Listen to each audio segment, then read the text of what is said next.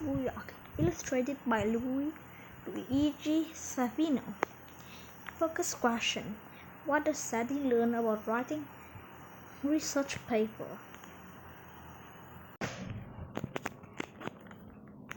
Sadie was kicking herself. Wait a minute, okay.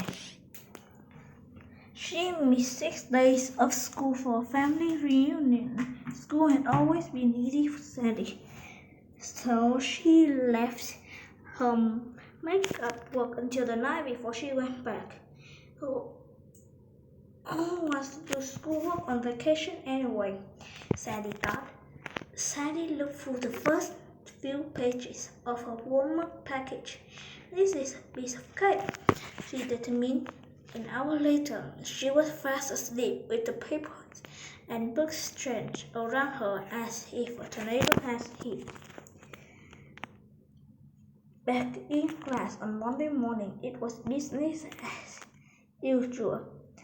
A lot had happened during the week she was gone, but it wasn't a big deal. She never really struggled to keep up. Then, at the end of the day, Mr. King announced, "Don't forget about your research papers, which are due by the end of this week." Sadie's eyes grew wide. What research paper? On Monday night, Sadie found the information about the paper at the bottom of her makeup stack. The assignment was to write about an important person from her town. "This should be easy," she declared. The direction includes sections how to find every city sources. She had written research papers before, but teachers always rewrite the sources. This was the first time she had to find information entirely on her own. Sadie skimmed the instructions about researching. She had earned an almost perfect grade on her other research papers without much effort, so why would this be any different? Sadie pulled out her tablet. The limited information available about her town, about her small town, narrowed her stretches. One name caught her eye: Catherine Halker. Halker had started Smith Cat Bakery in the 1950s, and soon it became the most popular bakery in the area.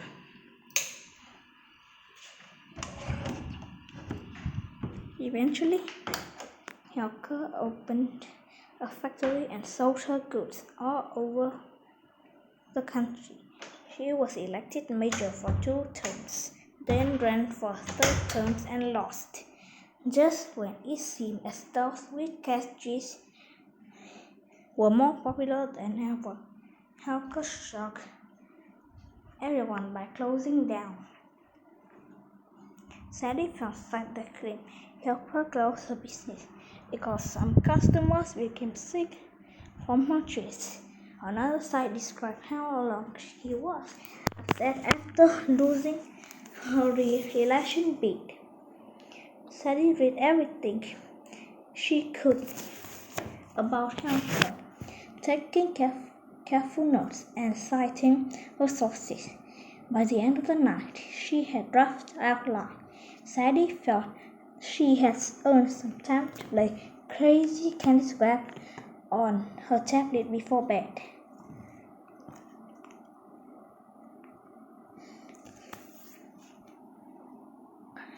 The rest of the week flew by, and Sadie turned in the essay on time. The following Wednesday, Mr. King handed the paper back at the end of the day. Excited, Sadie scanned for her grade. Instead, a note written in red stood out. "Please see me after class." As Sadie looked back through the essay, she noticed circles, notes, and oval marks. She never failed an assignment before, and she just put as much work into this paper. Wait a minute. As usual, her chest felt tight and she had blinked away tear.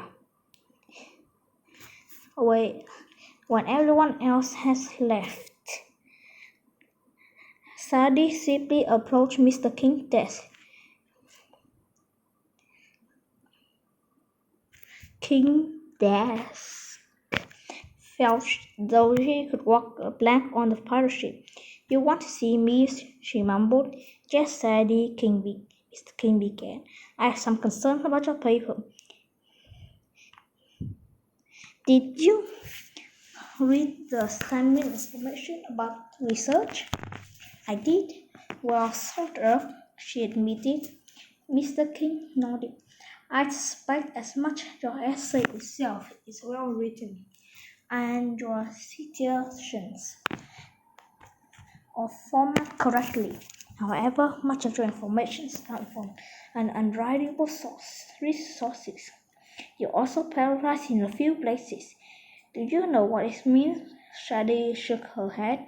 It means you copy the information, word for word, without putting it in quotes. Paralyzing is like stealing, Mr. King explained. I didn't mean to steal anything, Sadie stammered. I know. Let's go through the notes on your essay together. Mr. King flipped to the first page of her page. You did well at the beginning, he asked. See here, your information came from a local history museum site. Museums are a great place to get credible information. I'm glad I did something right, Shady thought, jotting on the note down in her book. On the museum's page about Halker, the writer has cited her own sources. That means you could check the information in this sources, such as this letter Halker wrote. You can also see who the writer is. Quick search. She shows she's written 2 books on local history, which have proved that she's credible. I found the same information up on a few other sites. Sadie piped up. Mr. King explained how sites need to confirm information from multiple sources, but those sources also needed to be credible. After that, he brought up to the local mystery site, which has the source for stories about kids getting sick from her hacker's baked goods. Mr. King asked Sadie to evaluate the site as a sort. There is no information about who wrote it, Sadie surmised. It also doesn't cite any sources. Those are good things to notice, but what about the site itself? You think a site is trying to excite people, but mystery will focus on the facts. This is credible or incredible source. You're right, Sadie admitted. I can't be trustworthy. Chưa biết thế nào. Tại sao phải bỏ 2 tiếng nữa nghe? Tôi có nhận chứng được đấy.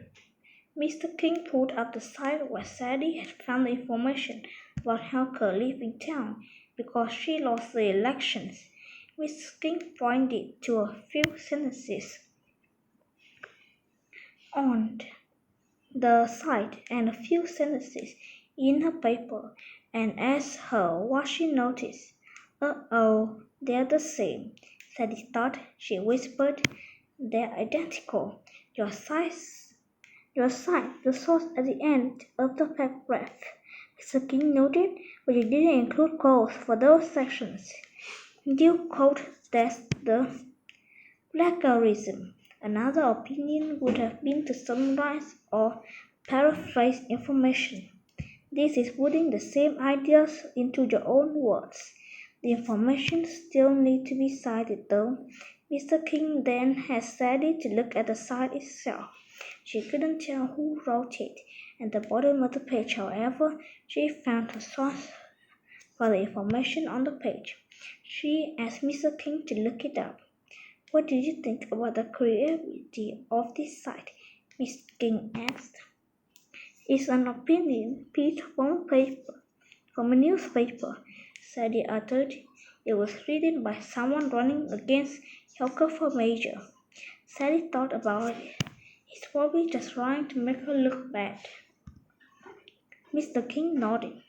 That's known as bias, he explained, pointing out how the author was expressing his point of view. That meant he could be presenting a report of a story, completely false information, or combinations of the two. They went through the rest of her essay. Sadie found the courage to ask, Did I fail the assignment?